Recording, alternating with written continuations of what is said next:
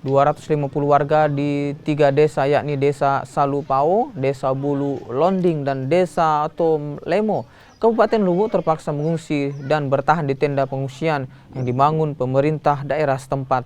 Ratusan warga terpaksa mengungsi akibat rumah mereka rusak akibat diterjang angin puting beliung.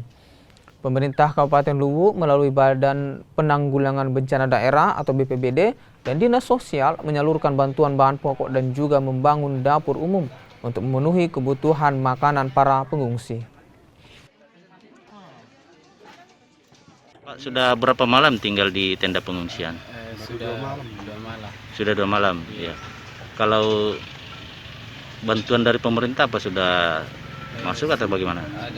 Sudah ada yang mendonasikan. Oh, ada dari pihak donatur ya. Iya. Kalau dari pemerintah apa semua yang sudah masuk ini? Air minuman, air aqua sama Indomie. Bahan makanan ya. Iya. Diperuntukkan untuk semua korban bencana. Dapur umum ini melayani berapa jiwa, Pak? Kita bisa melayani sebanyak-banyaknya, tapi kami sudah mendapatkan informasi tadi dari kepala desa ada sekitar 250 jiwa.